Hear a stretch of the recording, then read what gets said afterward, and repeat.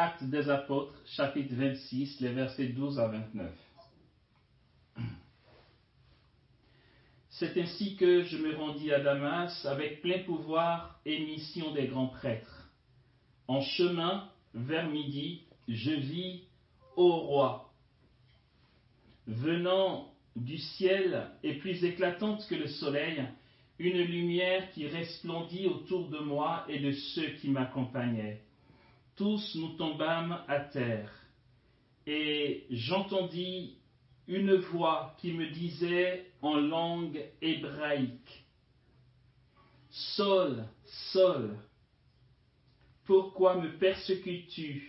Il est dur pour toi de régimber contre l'aiguillon. » Je répondis, « Qui es-tu, Seigneur? » Le Seigneur dit, « Je suis Jésus que tu persécutes, mais relève-toi et tiens-toi debout. Car voici pourquoi je te suis apparu, pour t'établir serviteur et témoin de la vision dans laquelle tu viens de me voir et de celle où je me montrerai encore à toi. C'est pour cela que je te délivrerai du peuple et des nations païennes vers lesquelles je t'envoie, moi, pour leur ouvrir les yeux, afin qu'elles reviennent des ténèbres à la lumière et de l'empire de Satan à Dieu, et qu'elles obtiennent par la foi en moi la rémission de leurs péchés et une part d'héritage avec les sanctifiés. Dès lors, ô roi Agrippa, je n'ai pas été rebelle à la vision céleste, bien au contraire, aux habitants de Damas d'abord, à Jérusalem et dans tout le pays de Judée, puis aux païens, j'ai prêché qu'il fallait se repentir et revenir à Dieu en faisant des œuvres qui conviennent au repentir. Voilà pourquoi les Juifs, s'étant saisis de moi dans le temple, essayaient de me tuer.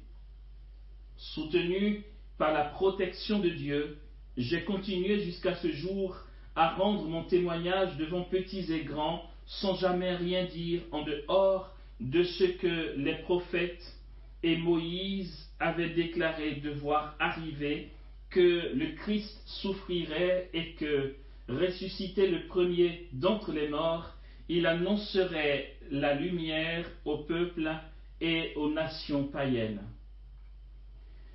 Il en était là de sa défense quand Festus dit à haute voix, « Tu es fou, Paul, ton grand savoir te fait perdre la tête. » Sur quoi Paul de dire, « Je ne suis pas fou, très excellent Festus, mais je parle un langage de vérité et de bon sens, car il est instruit de ces choses, le roi, auquel je m'adresse, en toute assurance, persuadé que rien ne lui en est étranger. Car ce n'est pas dans un coin que cela s'est passé. Crois-tu au prophète, roi Agrippa? Je sais que tu y crois. » Et le roi Agrippa de répondre à Paul, « Encore un peu et par tes raisons tu vas faire de moi un chrétien. » Et Paul, qu'il s'en faille de peu ou de beaucoup, puisse Dieu faire que non seulement toi, mais tous ceux qui m'écoutent aujourd'hui, vous deveniez tels que je suis moi-même, à l'exception des chaînes que voici. Là-dessus, le roi se leva, ainsi que le gouverneur, Bérénice et ceux qui étaient assis avec eux. En se retirant, ils parlaient entre eux. Cet homme, disait-il, n'a rien fait qui mérite la mort ni les chaînes. Agrippa, lui, dit à Festus, on aurait pu relâcher cet homme s'il n'en avait pas appelé à César. Amen.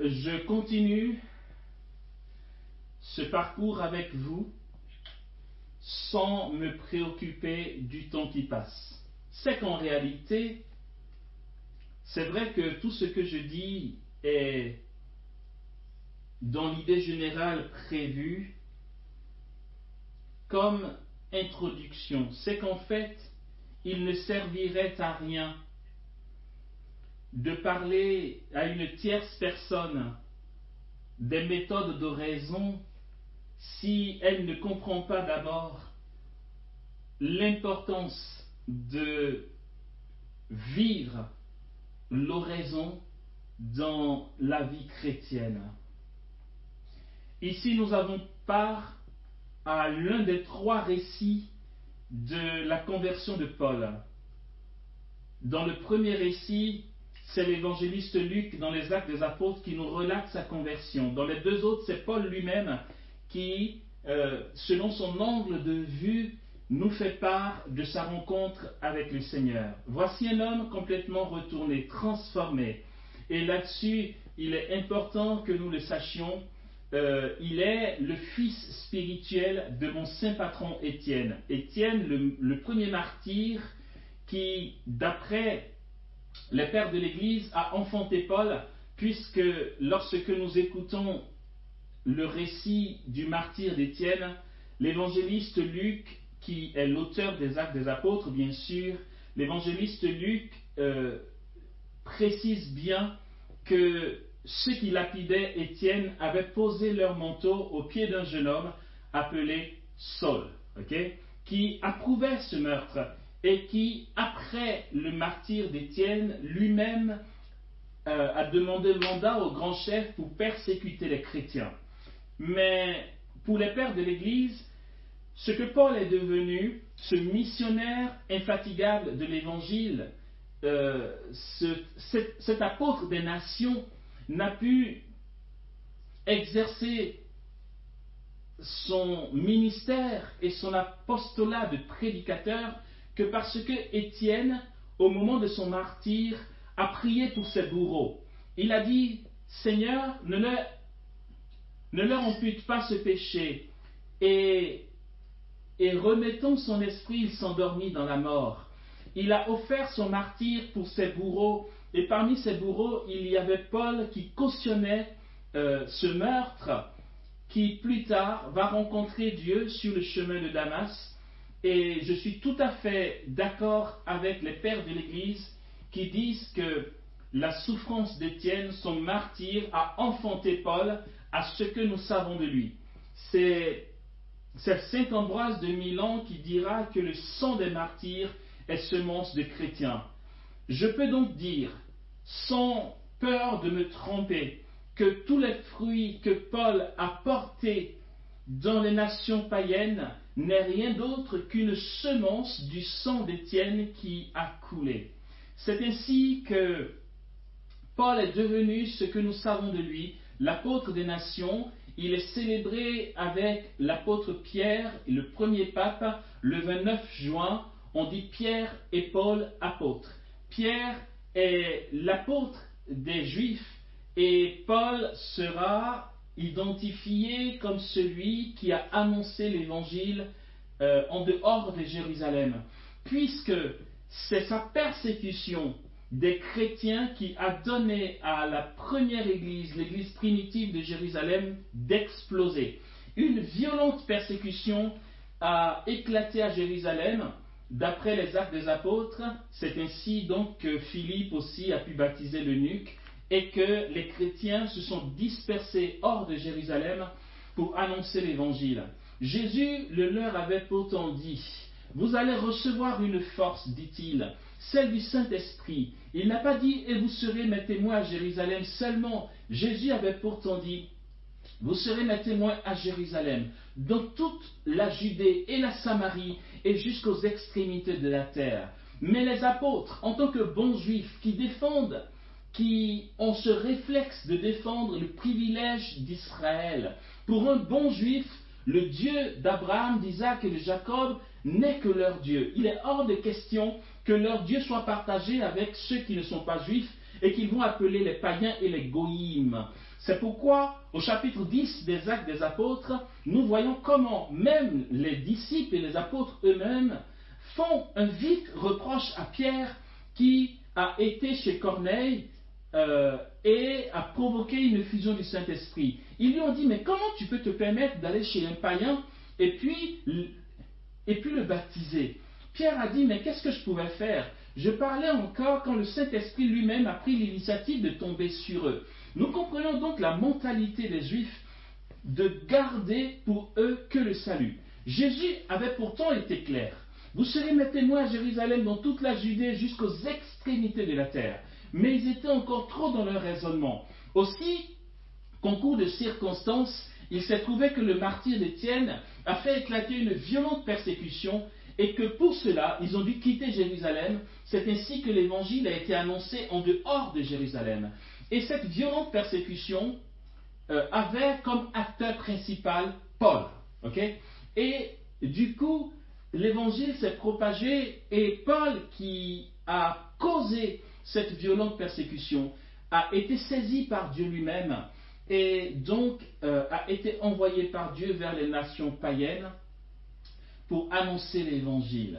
Il est tellement convaincant parce qu'il est convaincu. Il parle avec une telle assurance, alors qu'il a des chaînes, alors qu'il est arrêté et accusé injustement, alors qu'il frôle la mort et le martyre, et c'est ce qui va lui arriver d'ailleurs, alors que c'est le cas, Paul, saisi de l'intérieur, brûlé par le feu de l'esprit, parle avec assurance, au point que le roi Agrippa lui dit, Paul, arrête parce que tu vas finir par me convertir moi-même. Et Paul dit, ô roi, tu sais, je souhaite que pas que toi tu sois converti, mais que tous ceux ici qui m'entendent deviennent chrétiens comme moi, à l'exception des chaînes que voici. Pourquoi je suis parti de ce texte? Je suis parti de ce texte parce que, en dépit d'un savoir-faire, en dépit de quelconque mérite, nous n'en avons pas. Nous ne sommes pas irréprochables. Nous ne sommes pas des êtres super. Nous sommes des pauvres pleins de misère. Et pourtant, le Seigneur nous a aimés. Un peu comme Paul, qui a persécuté les chrétiens et qui n'a rien demandé, mais le Seigneur, dans son initiative, débarque dans sa vie et se manifeste à lui. Je le dis parce que lorsque j'interviens pour la vie d'oraison, je ne veux pas que je ne peux pas, je pourrais faire autrement, mais je ne veux pas. Et cela vient de la formation que j'ai reçue. Je ne veux pas m'attarder sur le témoignage d'autres personnes. C'est valide, c'est édifiant, c'est encourageant, mais c'est plus crédible encore que de dire ce que l'on a vécu soi-même à son auditoire. Pierre ne dit pas « Les autres l'ont vu, ce Jésus, nous vous l'annonçons ». Pierre dit « Nous l'avons vu et nous ne pouvons pas, quant à nous, ne pas annoncer ce que nous avons vu et entendu. Jésus de Nazareth, ce nom que Dieu nous a donné, il n'y en a pas d'autre plus grand par lequel nous sommes sauvés. » Le témoignage en exégèse, lorsqu'on parle de la prédication apostolique, c'est essentiellement le témoignage des apôtres qui ont vu le Messie, qui l'ont touché. Aussi, l'évangéliste Jean, dans sa première lettre, dira « Ce que nous avons vu de nos yeux, ce que nous avons contemplé, ce que nous avons touché du Verbe de vie, nous vous l'annonçons. » Et pour moi, quoique cela puisse être mal compris, eh bien tant pis, parce que ça fait longtemps que j'ai vendu ma réputation au bon Dieu, je ne veux pas m'attarder sur d'autres témoignages que ce que j'ai constaté de cette merveille que nous a laissé comme héritage les saints du Carmel, la vie d'oraison.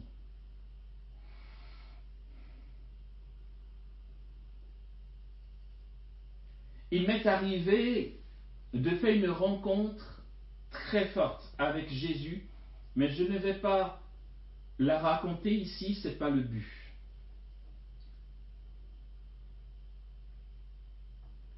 J'ai connu ma crise d'adolescence. Le genre de crise où tu es sûr que les parents se trompent et que les chrétiens sont ringards et qu'ils sont neuneux et qu'ils ne sont pas fun, tu vois, et qu'ils ne savent pas profiter de la vie. C'est quoi cette histoire de messe là franchement, catholiquement parlant, la liturgie ne fait même pas envie. C'est quoi cette histoire de bondieuserie? Je le pensais vraiment. Pourtant, j'allais à la messe. Mais j'y allais pourquoi? Pour éviter les embrouilles avec ma mère. Alors, c'est pas très valide en réalité. Et j'étais sûr que ça ne servait à rien d'aller à l'église. Puisque de toute façon, nous le savons tous, on connaît de près ou de loin quelques chrétiens qui se disent chrétiens et qui font les pires bêtises. Alors on se dit ça ne vaut pas le coup, jusqu'à ce que le Seigneur lui-même se manifeste à moi personnellement, et que là, je décide radicalement et de tout mon être de le suivre. Je suis parti de la conversion de Paul pour nous donner un indice, un témoignage, un événement qui, pour moi, afin que nous réalisions que tout ce que je dis ici ne repose pas seulement sur une simple demande de votre bergère d'intervenir. Tout ce que je dis ici repose sur une expérience que Dieu a permis que je vive et qui a laissé des traces dans mon être. Ça ne s'oublie pas. Heureusement que ces traces restent indélébiles parce qu'elles m'aident à me relever quand je suis en proie à la médiocrité, à la tiédeur, quand je suis en proie aux tentations. Je me rappelle et je fais mémoire du passage de Dieu dans une pauvre vie qui est la mienne.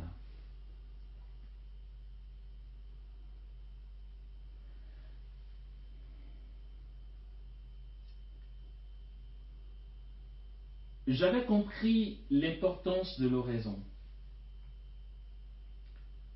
J'étais très jeune, j'avais 18 ans. J'ai fait ma rencontre décisive avec Jésus à 17 ans. À 18 ans, celui qui m'accompagnait spirituellement m'a initié à l'oraison et il m'a expliqué l'importance et les fruits de l'oraison. J'en ai été séduit et je me suis mis à faire oraison jusqu'à ce que je rentre à la communauté des béatitudes. Et concours de circonstances, lorsque j'ai rencontré le fondateur de la communauté des béatitudes, d'après ses propos, Jésus lui a parlé de moi. Il m'a donc contacté à la suite de ça, me demandant de faire partie de son équipe. C'est ce qui est arrivé. Je vais donner ici un témoignage qui pour moi est un témoignage fondateur de pas mal de réalités que Dieu opère et que je peux vivre. J'espère vraiment de tout mon cœur que ces propos vous donneront de réaliser le comment du pourquoi de l'importance de l'oraison. C'est un témoignage que certains ont peut-être déjà entendu. Il m'arrive d'en parler. Je ne peux pas dire autre chose histoire d'être original, puisque c'est un seul événement qui est fondateur.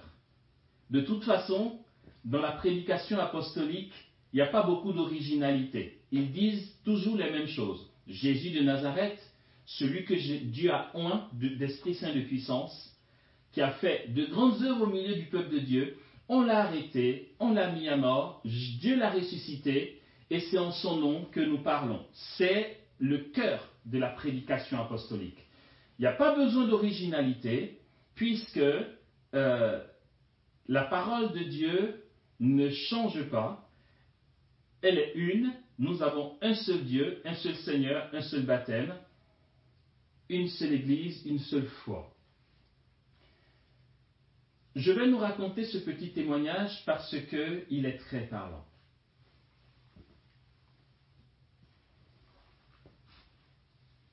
Lors d'une retraite que le fondateur de la communauté des béatitudes animait, vu qu'il m'avait associé à lui et que je faisais partie de son équipe, nous étions 6 dans son équipe, enfin 5 en plus de lui, 6. Nous étions à une retraite. Dans le temps, j'avais 23 ans. J'étais arrivé en France depuis peu. J'étais membre de la communauté des béatitudes. Augustin saura de quoi je parle. Je n'étais que postulant. Et il m'a appelé en me disant, tu nous rejoins, nous avons une retraite à Mêlée-du-Maine, à Saint-Denis. La maison mère d'une réalité qu'on appelle la communion Marie-Reine de la paix. J'y ai été donc à cette retraite. Il était question que la retraite commence mardi et se termine vendredi soir. Le samedi, le responsable de la Cité de l'Immaculée, maison mère de la communion Marie-Reine de la paix, avait prévu une journée mariale prêchée par Ephraïm. Autrement dit, la retraite commencerait mardi, se terminerait vendredi soir et samedi de 9h à 18h, les gens viendraient de l'extérieur dans l'église de Mêlée-du-Maine, de Saint-Denis-du-Maine, pour une journée mariale avec Ephraïm, fondateur de la communauté des béatitudes. Imaginez un peu le tableau. Le fondateur de la communauté des béatitudes, Ephraïm Croissant, prêche une journée mariale. Il y a des responsables de communauté des béatitudes qui sont venus, ceux qu'on appelle les bergers. Il y a des frères et sœurs de la communauté des béatitudes qui sont venus et des personnes qui sont venues d'autres horizons. Je me rappelle que la chapelle était pleine à craquer. Les gens venaient écouter Ephraïm, le fondateur des béatitudes. Il se trouve que vendredi, vers 13h, on revenait de la messe. Moi, j'étais resté un peu dans la chapelle pour prier. Et en rentrant vers le château, j'ai vu la voiture d'Ephraïm qui sortait du château. Et je lui ai dit, tu vas faire un tour? Il m'a répondu, ben non, je rentre, je pars. J'ai dit, ah bon? Qu'est-ce qui se passe demain? Il y a la journée mariale. Et il m'a répondu en rigolant, la journée mariale, ouais, mais je compte sur toi. Et puis on a rigolé. Bien sûr qu'il rigolait. Il ne peut pas compter sur moi. C'est quand même Ephraïm. Mais bon, je n'ai pas compris pourquoi il partait. Je me suis dit, bon, il y a certainement une raison et il a dû s'organiser.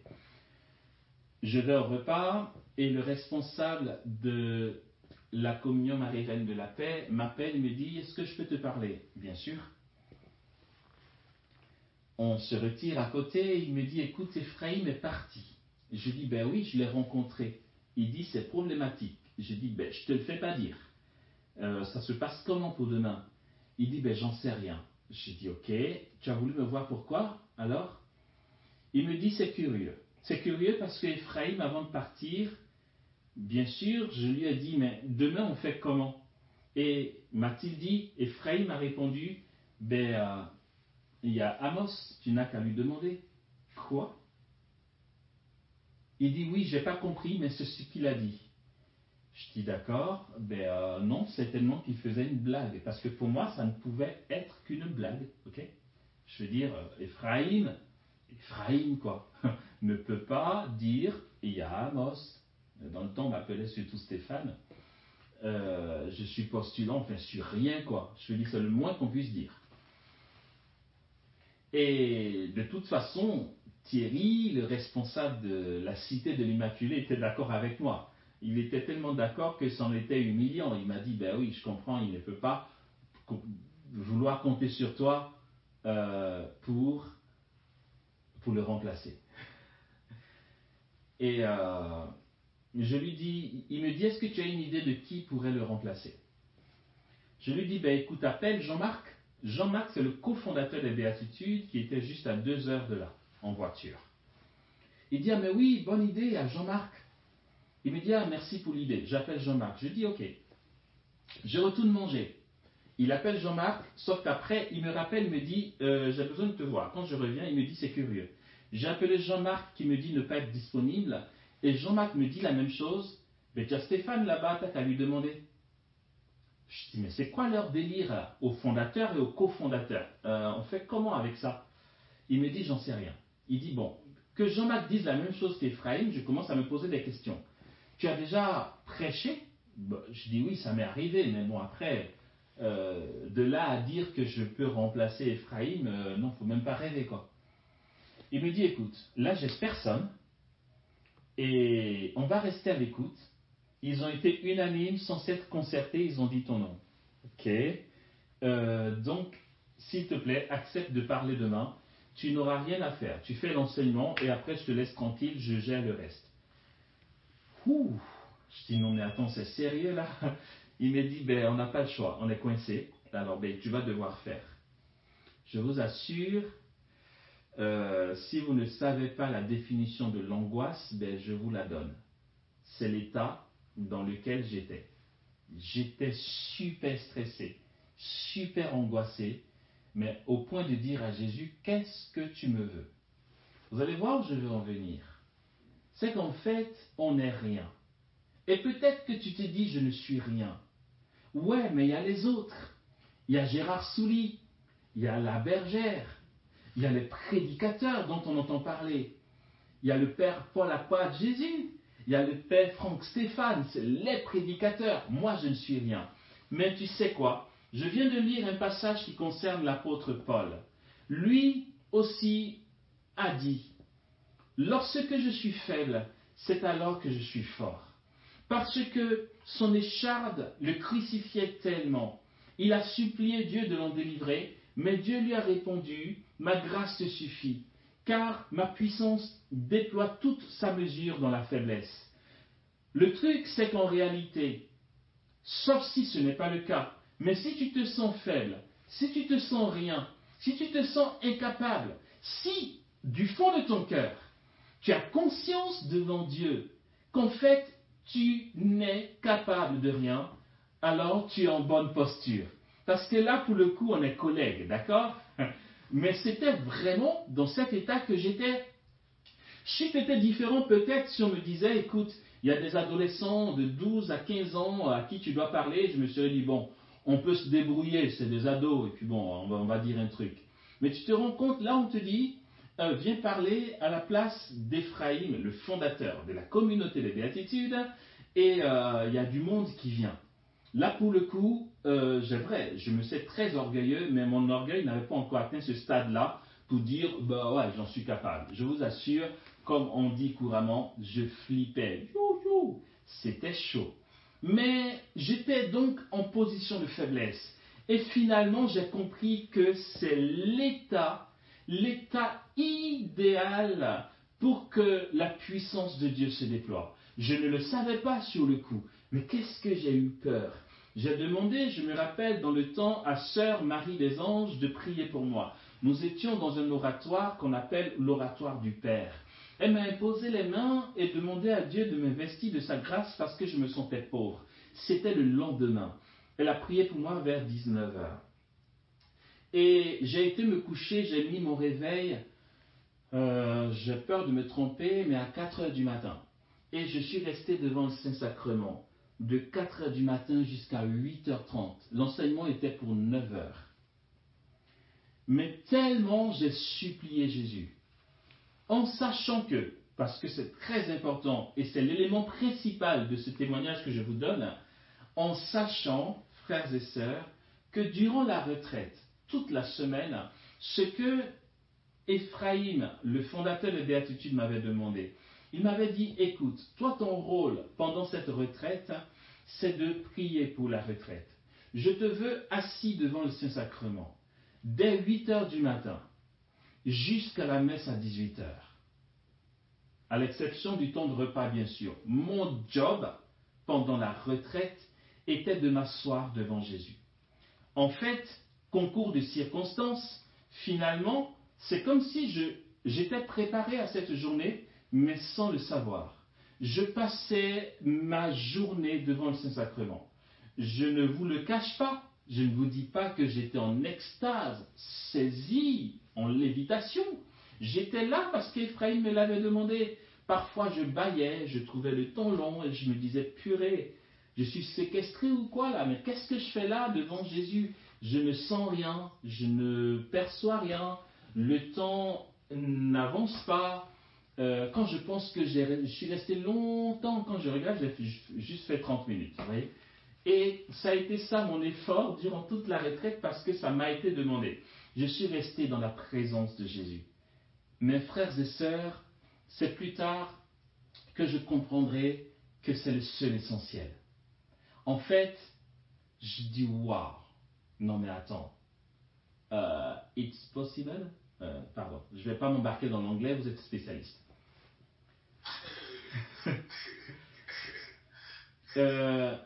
Et donc, je vais pour l'enseignement. Qu'est-ce que je suis stressé. De 4 à 9 heures, je n'ai pas arrêté de supplier Jésus. Je dis, Jésus, tu vois, en fait, si tu veux, en fait, Jésus, écoute-moi bien. Non, écoute, s'il te plaît, écoute. Je ne te demande pas que ce soit super, tu vois, pas le genre de truc qu'on va dire, waouh, c'était puissant. Je ne te demande même pas ça. Je veux juste que tu me préserves d'être humilié, tu vois, parce que là, je vais parler à la place d'Ephraïm. Juste un truc normal, tu vois, genre normal, je passe inaperçu, que ce ne soit pas catastrophique. En fait, genre, faut pas que je sois humilié, tu vois le truc. Voilà, que juste que ça passe et que ce soit correct. C'est tout ce que je te demande. Je ne vais même pas me permettre de te dire, faut que ce soit puissant. Ah non, non, je ne me permettrai pas. C'est que là, ça va être catastrophique. Ça risque d'être catastrophique. Tu vois le truc? Donc, s'il te plaît, préserve-moi du catastrophe. Aide-moi que ce soit juste acceptable. Mais c'est vraiment ça ma prière, tellement je tremblais.